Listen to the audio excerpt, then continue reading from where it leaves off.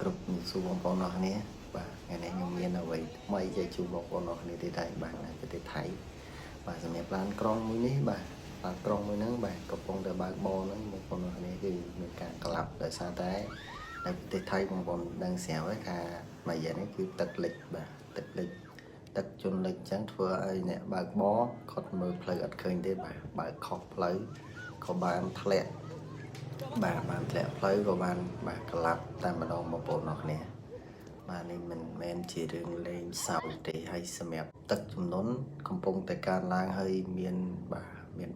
មានអីទំនប់តូចមួយចំនួនកំពុងបាក់អីទំនប់ធំបាទខាងសារព័ត៌មានថៃក៏បានប្រាប់ទៅប្រជាជនខ្លួនដែរថាបើមិនសិនជានៅតែមានភ្លៀងធ្លាក់ក៏ដូចជាមានព្យុះមានអីអញ្ចឹងទៅគឺมันអាចស្តុកទឹកបានតទៅទៀតទេព្រោះដោយសារតែទឹកជន់ឡើងកាន់តែខ្លាំងឡើងហើយនៅប្រទេសថៃហើយមានខេត្តជាច្រើនបាទតែកំពុងតែធ្លុះធ្លាយ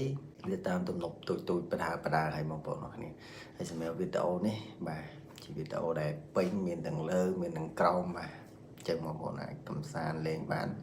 មានព័ត៌មាននៅប្រទេសថៃហើយខ្ញុំចែកជូនបងប្អូនអរគ្នាបាទជាងមកមើលវីដេអូទាំងអស់គ្នាអញ្ចឹងសម្រាប់វីដេអូនេះបាទខ្ញុំយកមកពីប្រទេសថៃហើយ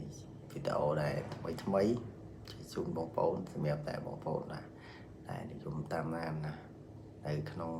បាទ Facebook របស់ខ្ញុំក៏ដូចជាបាទ Channel របស់ខ្ញុំផ្ទាល់បាទហើយខ្ញុំអរគុណមែនទែនសម្រាប់តែបងប្អូនបានតាមដាននៅវីដេអូពីតទៅពីព័ត៌មានប្រទេសថៃហើយខ្ញុំក៏នឹងអាប់ដេតបន្តនៅពេលដែលខ្ញុំចែកជូនបងប្អូនគ្នាហើយសម្រាប់តែឡានក្រុងមួយនេះបាទយើងក៏ដឹងថាមានរបួសប្រមាណនេះឬក៏បាទមាន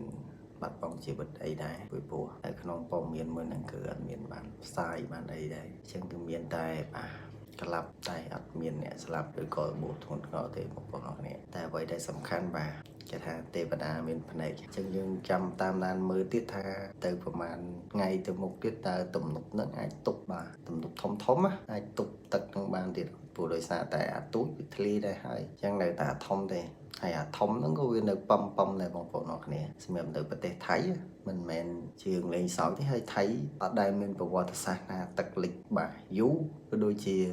ខ្លាំងដល់ណានឹងដែរសម្រាប់នៅប្រទេសថៃសម្រាប់ឆ្នាំនេះបាទឆ្នាំដែលថៃមកឈ្លានពានកម្ពុជាយើងមិនដឹងថាវាជាពុទ្ធទំនាយវាជាទំនាយពីដូនតាមកឬក៏យ៉ាងម៉េចទេហើយមានតែចាំតាមដានមើលបន្តទៀតថាចាំមើលទំនប់ទឹកនឹងអាចទប់បានឬក៏អត់ពីព្រោះមកដល់បច្ចុប្បន្ននេះ